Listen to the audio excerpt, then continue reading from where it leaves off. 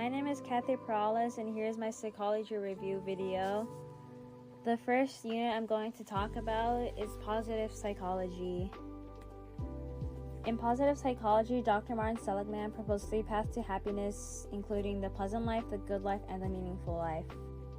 The pleasant life focuses on pleasure and comfort and minimizing negative experiences.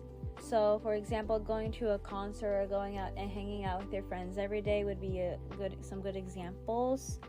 However, this path only leads to temporary happiness, and it revolves around seeking external pleasures and gratifications. The good life is when you spend time at something you're good at. So, for example, I play an instrument, the trumpet, and I spend most of my time trying to get better at it, and I would say I'm pretty good at it. The next life would be the meaningful life, and it's where you contribute to something greater than yourself. So going out and volunteering at a soup kitchen or a hospital, for example, would be good examples. However, it's also important to remember that more pleasure does not lead to higher life satisfaction. To get there, you need to spend a lot of time in the good and meaningful life. Another theory by Dr. Seligman is the PERMA theory. So you have positive emotions, engagement, relationships, meaning, and achievement. By focusing on these 5 parts to the PERMA theory, you can cultivate a more fulfilling and satisfying life, and you can integrate practices and activities that would help you enhance your overall well-being and happiness. Next up is the happiness advantage and the 5 ways to get there.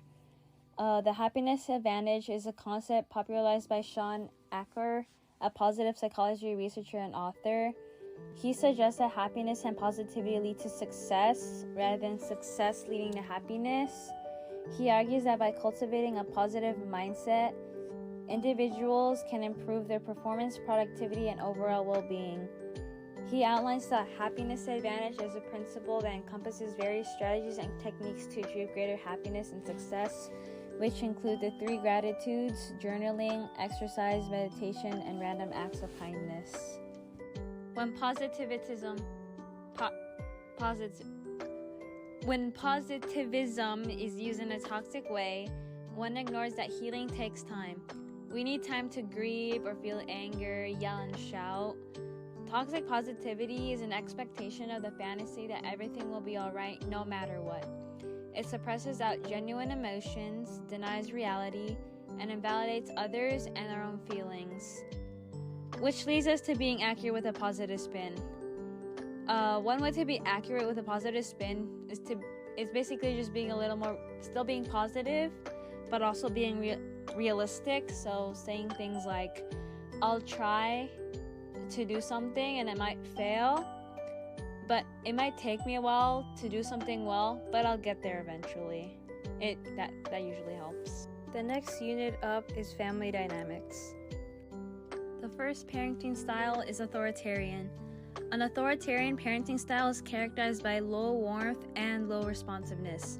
Authoritarian parents are strict and flexible and have high expectations of their children. Queen Eleanor from the movie Braid had exacting standards for her daughter's behavior and would dictate the rules without explaining or listening to how Merida felt.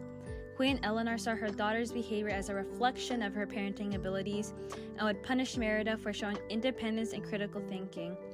Merida constantly felt unseen and unheard by her mother and rebelled against her restrictions and expectations.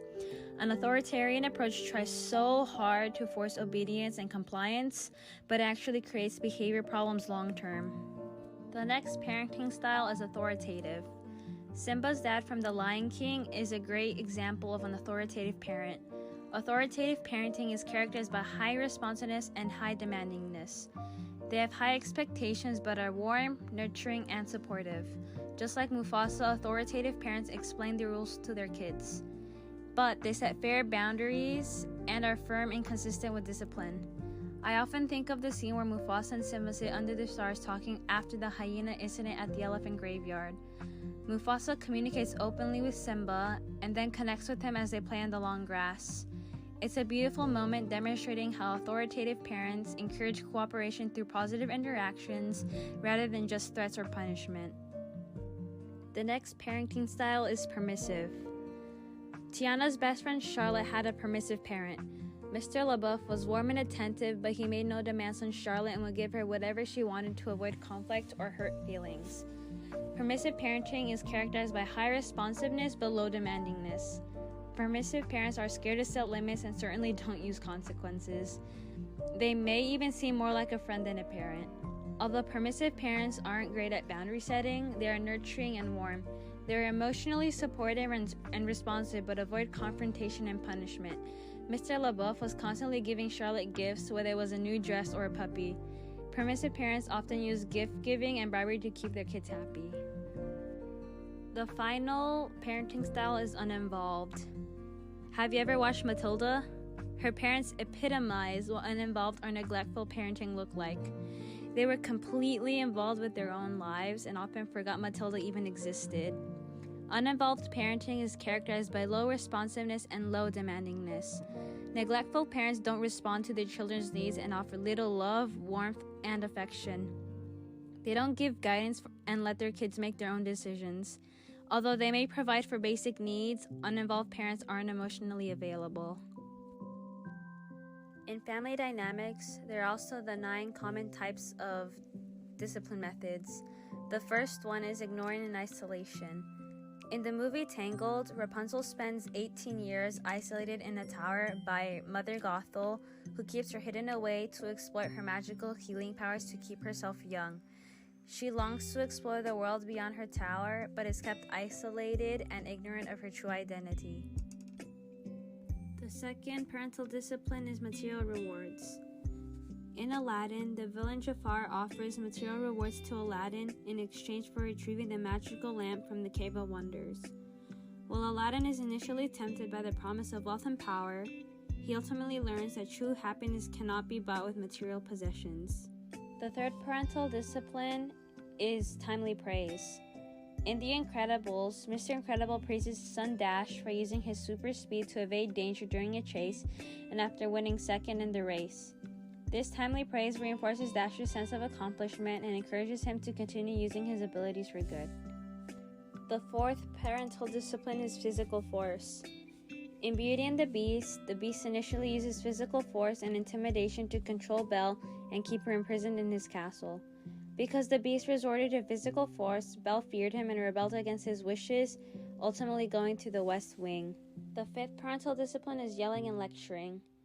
Merida's mother, Queen Eleanor, often lectures her daughter about the importance of tradition and fulfilling her royal duties. Their disagreements often escalate into heated arguments, with Eleanor raising her voice to assert her authority as a parent. As a result, Merida is more resistant to her mother's wishes. The next parental discipline is communication and compromise. Although Elsa and Anna aren't parents, the idea is still the same. Elsa and Anna struggled to communicate effectively due to Elsa's fear of her magical ice powers and Anna's desire for connection. However, through their journey, they learned to communicate openly and compromise in order to reconcile their differences and restore their relationship. The seventh parental discipline is humiliation and shame. In Toy Story, Woody experiences humiliation when he is replaced as Andy's favorite toy by the new arrival Buzz Lightyear. This triggers feelings of jealousy and inadequacy in Woody, leading to conflict between the two toys. The eighth parental discipline is guilt. In Moana, Maui experiences guilt for stealing the heart of Te Fiti, which leads to the spread of darkness and destruction across the islands. Throughout the film, Maui acts alone and lives with regret for what happened as a result of him stealing the heart of Te Fiti. In The Little Mermaid, King Triton restricts Ariel from going to the surface and interacting with humans, fearing for her safety. Even though her father restricted her from going, she went against his back, knowing fully well she was lying to him. In other words, strict parents create sneaky children. I define shame as the intensely painful feeling or experience of believing that we are flawed and therefore unworthy of love and belonging. Something we've experienced, done, or failed to do makes us unworthy of connection. An example is Shoya Ishida from the anime A Silent Voice. At the beginning of the story, Shoya is consumed by shame for his past actions towards Shoko Nishimiya, a deaf classmate he bullied in elementary school. His shame leads him to isolate himself from others and adopt a self-destructive mindset, believing himself to be unworthy of forgiveness or redemption. Shoya's shame serves as a barrier to his ability to connect with others and find genuine happiness. Guilt, however, involves a sense of responsibility or remorse for one's actions. It is triggered by the recognition of a specific wrongdoing or violation of internalized moral standards or values. Guilt is focused on the behavior or action itself rather than your person. In the same anime, while Shoko is often portrayed as forgiving and empathetic towards others, she also experienced moments of guilt for the impact her deafness has on those around her. She blames herself for the pain and suffering caused by her disability, despite the fact that she is not responsible for her condition. Shoko's guilt reflects her deep sense of empathy and desire to spare others from hardship. In family dynamics, there are 6 family roles. The caregiver or enabler typically assumes responsibility for meeting the needs of other family members. He or she is often responsible for providing emotional and physical support to other family members. This role may involve taking care of younger siblings, providing comfort during difficult times, and maintaining harmony within the family. The hero or golden child is often seen as the perfect or favored child within the family. They may excel academically and receive praise and validation from parents and other family members. The hero may also feel pressure to maintain their status and may struggle with perfectionism. The scapegoat or rebel is often blamed or singled out for problems within the family. They may exhibit challenging or disruptive behavior as a reaction to dysfunction or conflict within the family. The scapegoat may feel misunderstood or unfairly targeted and may seek validation or escape through rebellious actions.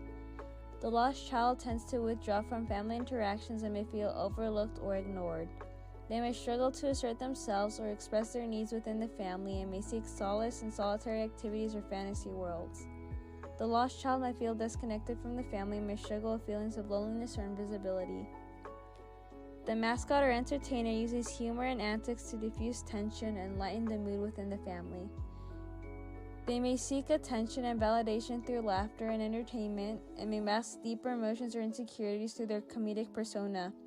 The mascot may struggle to be taken seriously or may feel pressure to always be on for the sake of others.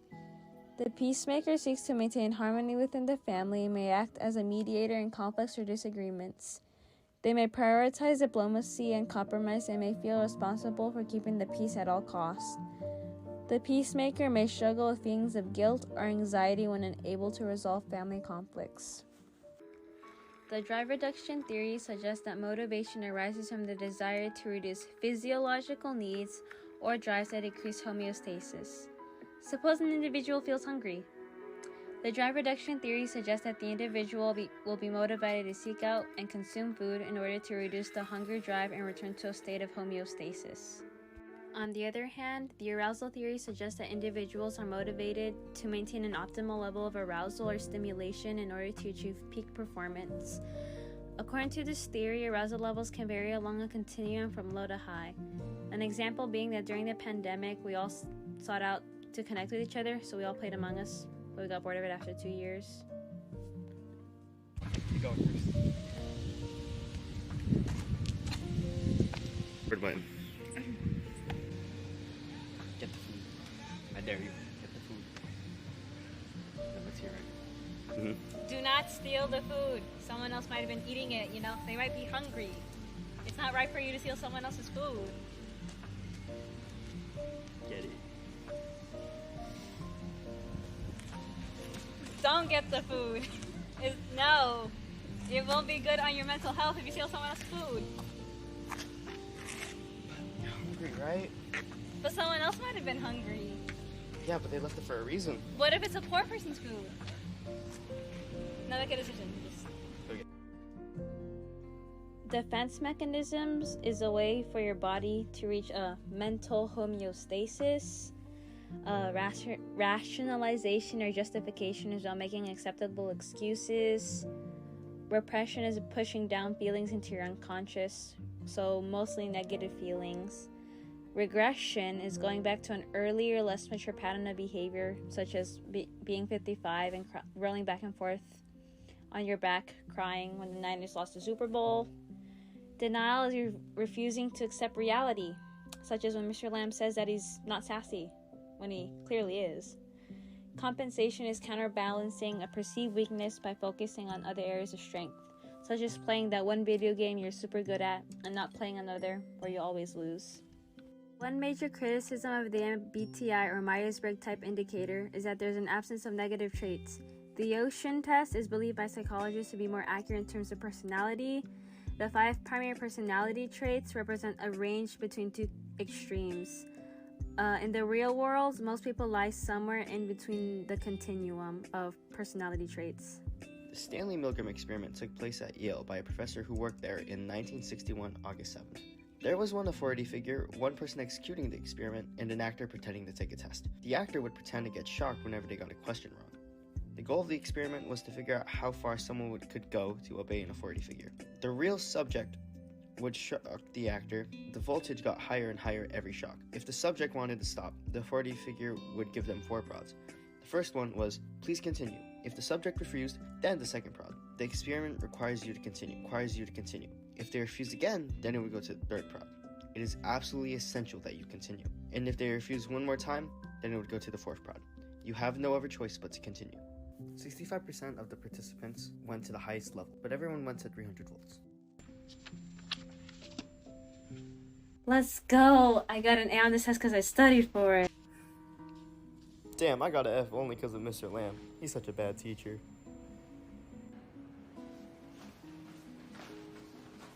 Jesus Christ, this guy's such a bully. Why do you have to do that? Holy crap, I need to take a crap so badly. Oh crap.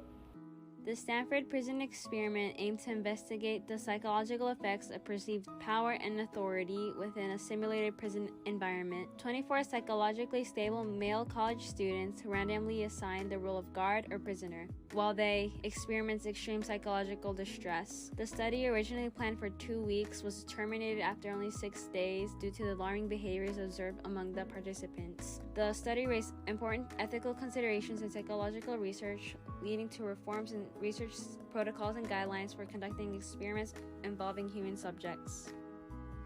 This is the Apple iPhone 12. It comes with 2 years of Apple Care Plus.